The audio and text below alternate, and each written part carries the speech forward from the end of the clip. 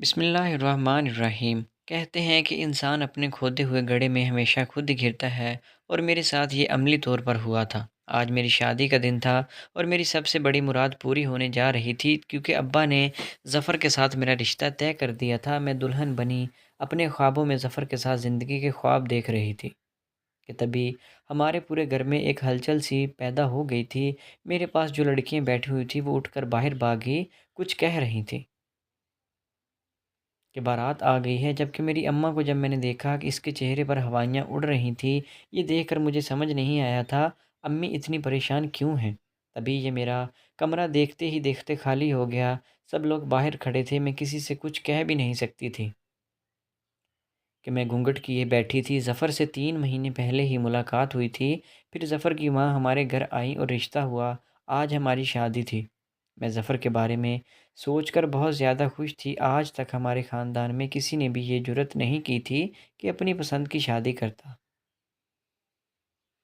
مجھ سے تو اب خاندان کے سبھی لڑکے نفرت بھی کرنے لگے تھے، لڑکے ہی نہیں ان کی مائیں بھی، کیونکہ میں نے یہ انتہائی قدم عشق کی انتہا پر جا کر کیا تھا، اور ایسا ویسے لوگ کرتے ہیں جنہیں آگے کے بارے میں یقین ہوتا ہے۔ پر میرے ساتھ جو ہوا آج تک میں نے سوچا بھی نہیں تھا۔ میں نے خواب و گمان کیا تھا کہ میری اماں بھاگتی ہوئی اندر آئی، کہنے لگی بیٹی اندر دوسرے کمرے میں چلی جاؤ۔ میں حیران تھی کہ اماں ایسا کیوں کہہ رہی ہیں۔ پھر اس کمرے میں مرد آ گئے،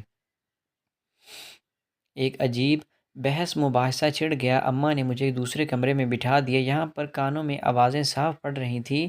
وہ آدمی میرے ابا سے لڑ رہے تھے، اور لڑ بھی کس بات پہ رہے تھے کہ تم نے وعدہ خلافی کی ہے۔ تم تو کہہ رہے تھے کہ شادی کے دن جہیز کی ساری ضرورتیں پوری کر دو گے، پر آج جہیز آدھا ہے، ہم پورا جہیز لے کر جائیں گے۔ ابا بولے بھائی صاحب میں نے پوری کوشش کی تھی، پر ایسا ہو نہیں سکتا۔ اب تو میں اپنی بیٹی کو دلہن بنا چکا ہوں، اب خدارا ایسا مت کیجیے گا۔ ابا کی باتیں سن کر وہ آدمی سکتے میں آ کھڑا ہوا، بولے ارے تم تو بڑے ہی نوسر باز انسان ہو، تم نے جتنا جہیز دینے کا وعدہ کیا تھا اتنا دے نہیں رہے۔ اب ہم اس طرح نہیں کریں گے کہ ایک جھوٹے اور فراڈی کے ساتھ اپنا رشتہ جوڑ لیں، اس لیے ہم یہ رشتہ توڑ رہے ہیں۔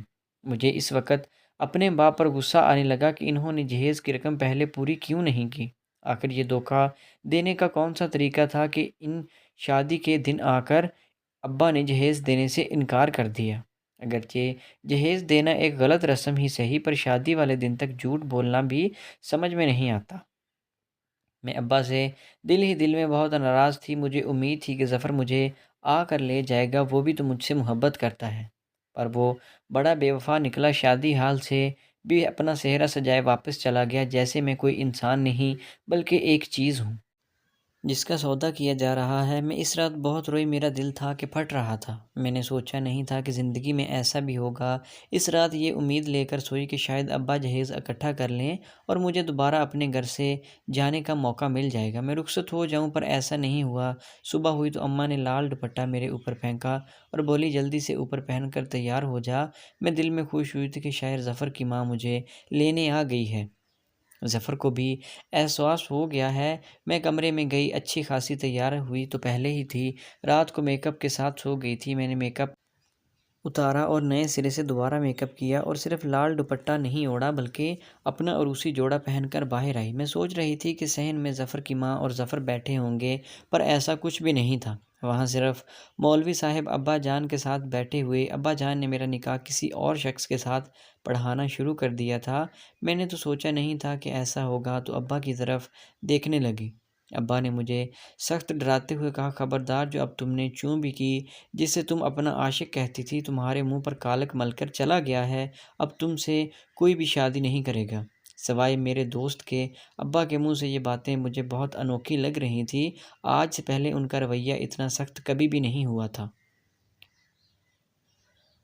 میں نے سوچا کہ اب اس نے مجھے دھوکہ تو دے ہی دیا ہے، شادی کرنا پڑے گی۔ خاندان کا کوئی بھی لڑکا مجھے مانگنے کو تیار نہیں تھا۔ میں نے نکاح نامے پر دستخط کیے، یہ بھی جانتی ہوں، پر دل میں خیال ضرور تھا کہ میں اپنے اس شوہر کو ضرور دھوکہ دے کر بھاگوں گی، اس کے ساتھ ہرگز نہیں رہوں گی۔ مجھے کسی بے جان لاش کی مانند گاڑی میں بٹھا دیا گیا۔ میں گاڑی میں بیٹھی رو رہی تھی۔ میں تو ظفر کا سوچ کر اتنا تیار ہوئی تھی، مگر اب میرا نصیب اس بڈھے کے ساتھ لکھ دیا گیا تھا۔ میں نے تو اسے ٹھیک دیکھا بھی نہیں تھا، خدا جانے ابا اس نمونے کو کہاں سے ڈھونڈ کر لائے تھے۔ کہہ تو رہے تھے یہ ان کا دوست ہے، پر وہ ان کا دوست نہیں، ان کا بھی باپ لگ رہا تھا۔ میری نظر ہلکی سی اس شخص پر پڑی تو وہ دکھنے میں تو شریف سا لگ رہا تھا۔ گاڑی میں مجھ سے اگلی سیٹ پر بیٹھا ہوا اور مسلسل شاید مجھے ہی دیکھ رہا تھا، پر میری ہمت نہیں ہوئی کہ میں آگے نظر اٹھا کر اسے دیکھ بھی سکوں۔ میرا دل سخت گھبرا رہا تھا کہ خدا جانے یہ بڈھا میرے ساتھ کیا سلوک کرے گا۔ رہ رہ کر ظفر پر بھی غصہ آ رہا تھا، یہاں تک کہ گاڑی چلتی ہوئی ایک پرانے سے گھر کے سامنے جا کر رکی۔ بوڑھے کی طرح اس کا گھر بھی خستہ حال تھا، جسے دیکھ کر میری آرزوئیں امنگیں دم توڑ گئی تھی۔ اس نے گاڑی کا دروازہ کھول کر مجھے باہر آنے کو کہا۔ میں انتہائی غصے میں نکلی اور دروازے کو کھٹاک سے بند کیا۔ اس نے مجھے یہ دیکھ کر کچھ بھی نہیں کہا، میرے پیچھے پیچھے کمرے میں اندر آ گیا۔ میں نے اس کی طرف مڑ کر نہیں دیکھا۔ مجھے کمرہ دکھایا گیا جس میں جا کر میں بیڈ پر غصے سے بیٹھ گئی اور اپنا زیور اتارنے لگی۔ میرا دل بہت خفا تھا، سوچا تھا کہ جیسے ہی یہ بڈھا کمرے میں آئے گا اس کی خوب بے عزتی کروں گی اور اسے یاد دلاؤں گی کہ اس کی اوقات کیا ہے۔ میں نے سوچا بھی نہیں تھا کہ ابا میری شادی اتنے گھٹیا اور اتنے برے شخص کے ساتھ طے کر دیں گے۔ گھٹیا اس لیے کہا کیونکہ یہ پورا راستہ اس نے ایک آدمی کو گولی دی تھی۔ جہاں جہاں گاڑی رکی یہ گاڑی روک کر ایسی بے حیا باتیں کرتا تھا کہ میرا سر شرم سے جھک گیا تھا۔ انتہائی بدتمیز طبیعت کا مالک آدمی تھا، یا پھر میرے سامنے ہیرو بننے کی کوشش کر رہا تھا۔ میں اس کا انتظار کر رہی تھی۔ زیورات اتارنے کے بعد میں نے ایک جگہ پھینک دیا تھا اور خود میں بستر پر بیٹھی اس بڈھے کا انتظار کر رہی تھی، مگر کافی دیر گزر گئی، وہ نہیں آیا۔ اب تو مجھے اس گھر میں ڈر لگنے لگا تھا۔ میرے ذہن میں کئی واقعات چلنے لگے جہاں ایسے ہی محبت کی شادی کرنے والی لڑکیاں آگے کوٹھوں پر بھیج دی جاتی تھی کیونکہ ان کے شوہر کبھی بھی ان پر یقین نہیں کرتے، پر ایسا کچھ ہونے والا نہیں تھا۔ مجھے اس بوڑھے کا انتظار کر کر کے تھک گئی تھی، یہاں تک کہ مجھے نیند آنے لگی۔ میں نے عروسی جوڑے کو بدلنے کی بھی زحمت نہیں کی اور ٹیک لگا کر ابھی آنکھ بند ہی کی تھی کہ خدا جانے کب میری آنکھ لگ گئی۔ میں نہیں جانتی کہ اس کے بعد کیا ہوا۔ صبح جب میری آنکھ کھلی میں نے دیکھا کہ سورج کی روشنی ہر طرف پھیل چکی تھی۔ مجھے حیرت ہوئی تھی کہ کمرے کی روشنی بند تھی جبکہ قدرتی روشنی ہلکی ہلکی کمرے کے اندر آ رہی تھی۔ مجھے خوف سا محسوس ہوا کیونکہ اس گھر میں میرا آج پہلا دن تھا۔ میں نے آنکھیں کھول کر اپنے پہلو میں دیکھا تو وہ بڈھا ادھر ہی سویا ہوا تھا۔ مجھے اس پر سخت غصہ آنے لگا۔ میں اٹھ کر بیٹھ گئی۔ میں نے زور زور سے دروازہ کھولا تاکہ وہ بھی گہری نیند سے جاگ جائے، پر ایسا نہیں ہوا، وہ گہری نیند سویا ہی رہا۔ میں باہر گھوم پھر کر دیکھنا چاہتی تھی کہ اس گھر میں اور کون رہتا ہے، پر عجیب بات تو یہ تھی کہ سارا گھر گھومنے کے بعد بھی مجھے کوئی انسان نظر نہیں آیا۔ ایسا لگتا تھا کہ وہ مجھے کسی کھنڈر میں لے آیا ہے جہاں انسانوں کا نام و نشان بھی نہیں ہے۔ میں سوچنے لگی کہ اس گھر سے بھاگنا تو بہت ہی آسان ہے، اس سے پہلے کہ یہ بڈھا جاگ جائے اور مجھے ذلیل و رسوا کرے میں اس گھر سے بھاگ جاتی ہوں۔ اب تو میں ابا کی ذمہ داری بھی نہیں، ابا نے مجھے اس بوڑھے کے حوالے کر دیا ہے تو پھر گھر سے بھاگنے میں کیا ہی حرج۔ میں منصوبہ بندی کرنے لگی، مگر اس گھر کا دروازہ مجھے کہیں نظر نہیں آ رہا تھا، سب دروازے کمروں کے تھے۔ پھر ایک چھوٹا چور دروازے پر میری نظر پڑی، میں نے دیکھا وہ دروازہ کھلا ہوا تھا۔ مجھے تو لگا جیسے میں نے کسی غنیمت کو دیکھ لیا ہو۔ میں فوراً ہی اس دروازے کو دھکا لگا کر کھولنے میں کامیاب ہوئی، پر آگے ایک خوبصورت آئینہ میرا منہ چڑھا رہا تھا۔ یہ صرف ایک غسل خانہ تھا، پر جیسے ہی میری نظر آئینے پر پڑی میں خود میں محو ہو گئی۔ میں واقعی ہی بہت حسین لگ رہی تھی۔ میک اپ اترنے کے باوجود بھی عروسی جوڑا مجھے کھلا کھلا سا دکھا رہا تھا، مگر اس سب کا کیا فائدہ، اگلے ہی لمحے آنسو میرے گالوں پر ٹپکنے لگے۔ میں نے دیکھا تھا اکثر لڑکیاں خوبصورت ہوتی تو ان کے شوہر امیر ہوتے، پر یہ بوڑھا آدمی نہ ہی خوبصورت اور نہ ہی امیر تھا۔ یہ صرف بوڑھا تھا اور عقل نام کی اس میں کوئی چیز نہیں تھی۔ میں ابھی خود کو شیشے میں دیکھ ہی رہی تھی کہ کسی نے مجھے پیچھے سے دبوچ لیا۔ میں نے دیکھا تو وہ بوڑھا ہی تھا۔ مجھے بہت سخت غصہ آیا کہ اس نے یہ کیا حرکت کی ہے، کیا وہ مجھے اپنا حق جتانا چاہ رہا ہے۔ اس نے مجھے دھکا دے کر غصے سے کہا، تمہاری ہمت کیسے ہوئی مجھے ہاتھ لگانے کی؟ میں نے یہ کہا تو وہ سہم کر بچوں کی طرح کھڑا ہو گیا۔ میں سمجھ گئی تھی کہ اس کی فطرت اور عادت کیا ہے، یقیناً وہ ڈرنے والوں میں سے ہے، اسے کوئی بات کرنے کا کوئی حوصلہ نہیں تھا۔ یہ سوچ کر ہی میں خوش ہو گئی تھی کہ اب تو اس بوڑھے پر اپنا ہی راج چلے گا۔ میں ایک لمحے کے لیے خاموش تھی کہ جانوں اس کا کیا رد عمل ہوگا۔ میرے اس رویے پر بوڑھا تو ایسے تابع دار و غلام کی طرح کھڑا تھا جیسے اس نے میرے باپ سے پیسے لیے ہوں۔ میں نے کہا کہ آئندہ مجھے دوبارہ ہاتھ لگانے کی جرات نہ کرنا۔ اب مجھ میں مزید ہمت آ گئی تھی، اگر وہ بوڑھا ذرا سا بھی غصہ کرتا تو یقیناً میں بھی کچھ نہ کچھ اسے کہتی، اس کی بات مانتی، پر جیسے تابعداری سے وہ کھڑا تھا ایسے تو میں اسے زندگی بھر عزت نہیں دینی تھی۔ میری بات سن کر وہ مجھے نرمی سے بولا، آپ نے ناشتہ نہیں کرنا کیا؟ میں تو آپ کو ناشتے کے لیے کہنے آیا تھا۔ بوڑھے کی کم ہمتی پر مجھے غصہ بھی آ گیا، ظاہر ہے میں ہٹی کٹی 18 سال کی لڑکی تھی اور وہ بوڑھا۔ نہیں، میں نے کہا، ناشتہ تو میں خود کروں گی، آپ جائیے۔ وہ چلا گیا۔ میں بوڑھے کی بے وقوفی پر ہنسنے لگی اور سوچنے لگی، اب تو مجھے یہاں سے بھاگنے کی بھی ضرورت نہیں، میں اس بوڑھے کا ایسا علاج کروں گی کہ دوبارہ میری طرف مڑ کر بھی نہیں دیکھے گا۔ پر میں اس سے بات تک نہیں کرنا چاہتی تھی، البتہ بھوک لگی ہوئی تھی، سو میں وہاں سے سیدھا اپنے کمرے میں آ گئی۔ مجھے کچھ کھانے کے لیے چاہیے تھا، طبیعت بھی خراب ہو رہی تھی۔ میں نے دیکھا کہ بوڑھا کچن میں اپنی چائے بنا رہا تھا، مجھے دیکھ کر ادب سے بولا، آپ کے لیے بھی بنا دوں چائے؟ آپ کا تو دل کر رہا ہوگا۔ میں نے کہا، تم اپنی شکل دیکھو اور اپنی باتیں دیکھو۔ اب میں اسے نفسیاتی طور پر دبانا چاہتی تھی، پر وہ بھی عجیب چیز تھا، بڑی عزت سے بات کر رہا تھا۔ میں نے کہا، تمہاری اس چاپلوسی کا کوئی فائدہ نہیں ہوگا۔ تم جیسے بوڑھے آدمی سے شادی کر کے پچھتا رہی ہوں، اگر تم نے مجھ پر اپنا حق جتانے کی کوشش کی تو تم اس روٹی دال سے بھی جاؤ گے۔ ہاں، اگر چاہتے ہو کہ میں تمہارے گھر میں کام کروں، تمہیں کھانا بنا کر دوں، تو اس گھر میں رہنے کے بدلے وہ کرنے کو تیار ہوں، پر اس کے علاوہ مجھ سے کوئی چیز کی توقع نہ رکھنا۔ میں تمہیں ایسا بدلہ دوں گی کہ تم یاد رکھو گے، تمہاری ہڈیوں کو ہمیشہ کے لیے ٹھنڈا کر دوں گی۔ میری بات سن کر اس کے چہرے پر حیرانگی تھی، شاید وہ دیکھ رہا تھا کہ اتنی منہ پھٹ اور پت اعتماد کیسے ہوں، اور وہ یہ نہیں جانتا تھا کہ اس کے ڈر نے مجھے شیر بنا دیا تھا۔ میری بات سن کر اس نے اسبات میں سر ہلا دیا اور کچن سے چلا گیا۔ میں نے واقعی سارے کچن کا کام کر دیا تھا، اس کے لیے دن کا کھانا بھی بنایا اور گھر میں سارا کام بھی کر لیا، پر میرے دماغ پہ بار بار ایک ہی بات آ رہی تھی۔ اب میں واپس ظفر کے پاس جانا چاہتی تھی، پر اس کا کوئی طریقہ کار میرے پاس نہیں آ رہا تھا۔ میں چائے لے کر باہر آئی تو بڈھا اپنے فون پر مصروف تھا، ایک چھوٹا فون اس نے اپنے ہاتھ میں ہی رکھا ہوا تھا۔ یہ دیکھ کر میری رال ٹپکنے لگی۔ میں نے کہا کہ آپ دو فون کا کیا کریں گے؟ ایک مجھے ہی دے دیں۔ کہنے لگا، چھوٹا فون تم رکھ لو۔ میں نے کہا، میں نے فون پر کون سا کسی سے بات کرنی ہوتی ہے، میں تصویریں کھینچوں گی۔ دیکھوں تو صحیح کہ انہوں نے مجھے جس کے ساتھ بیایا ہے وہ میرے قابل ہے بھی یا نہیں۔ میری بات سن کر اس نے مجھے دکھی نظروں سے دیکھا اور بولا، میں آپ کے قابل نہیں ہوں۔ ہاں، لیکن ہو سکتا ہوں۔ تم کیسے ہوگے میرے قابل؟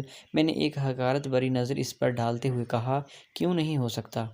کیا میں نے ایک حکیم سے بات کی ہے؟ وہ مجھے ایسی دوا دے گا کہ میرا چہرہ جوانوں جیسا ہو جائے گا۔ چہرے سے کیا ہوتا ہے؟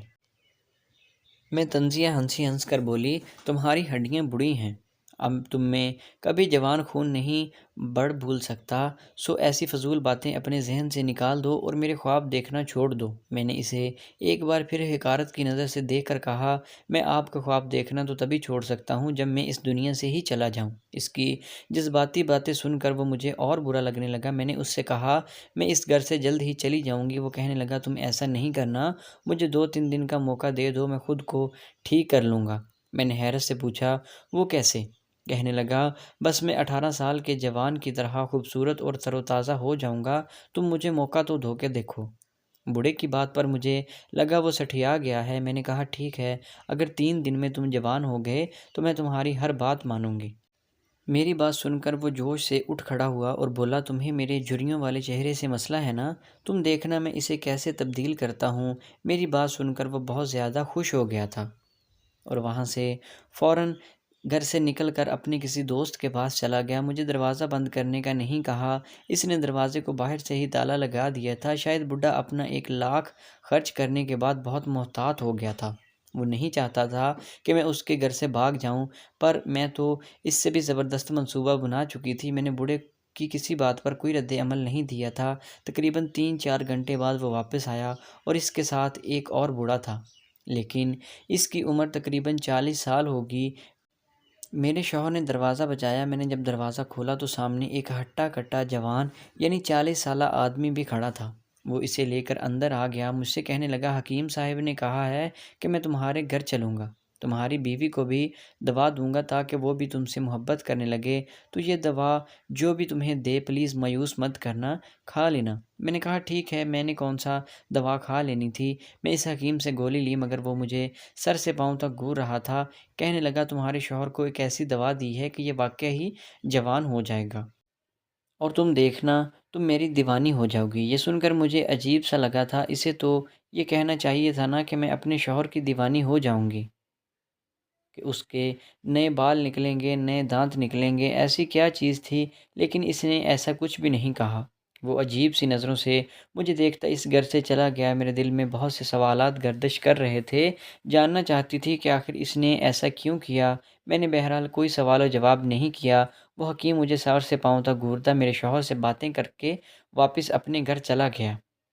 میرا شوہر بہت خوش تھا، کہنے لگا حکیم صاحب مجھے آج ہی دوا دے کر گئے تھے، لیکن اسے استعمال کل سے کرنا ہے، کل وہ ایک اور ٹیکہ بھی دے گا جو اس میں ملانا ہے۔ میں نے کہا ایسا کیا دیا حکیم نے؟ تو کہنے لگا کہ وہ ایک خاص پھل دے کر گیا ہے، اور ہاں یہ تو میں بھول ہی گیا تھا، اس نے مجھے مختلف جانوروں کا دودھ دیا ہے جس میں گھوڑی، اونٹنی اور پتہ نہیں کس کس چیز کا دودھ شامل ہے۔ یہ پینے سے میں تندرست تر و تازہ ہو جاؤں گا۔ میں یہ بات سن کر حیران رہ گئی تھی، آخر بوڑھے کو کیا پڑی تھی کہ میرے شوہر کو وہ پھر سے جوان کرتا؟ پر یہ بات تو مجھے بعد میں سمجھ آئی تھی، اس کے بعد ہی مجھے اپنے بوڑھے شوہر کی اتنی قدر آئی کہ آج تک میں اس پر کوئی بات نہیں کی، اور میں کروں بھی کیسے؟ خیر اس رات میرے شوہر نے حکیم کی دی ہوئی ساری دوائیاں پی لی تھیں، وہ مطمئن ہو کر سو گیا۔ میں نے وہ دوا نہیں کھائی تھی، میں جانتی تھی مجھے اس کی کوئی ضرورت نہیں۔ تقریباً 2-3 دن اسی طرح ہوتا رہا، پر اب میرا شوہر بہت تھکا تھکا رہنے لگا تھا۔ اسے دیکھ کر لگتا تھا جیسے وہ پریشان ہو رہا ہے، ہر وقت اسے نیند آ رہی ہوتی۔ میں نے کہا کہ تم یہ کیسی دوا کھا رہے ہو جس کے بعد تمہاری نیند ہی نہیں جاتی؟ کہنے لگا کیا کروں، حکیم کی دوا ایسی ہی ہے، ورنہ میرا دل تو بالکل بھی نہیں چاہتا کہ میں یہ دوا کھاؤں۔ پھر مجھے دیکھ کر حسد بری نگاہوں سے بولا اگر میں ٹھیک ہو جاؤں تو تم مجھے قبول کر لو گی نا؟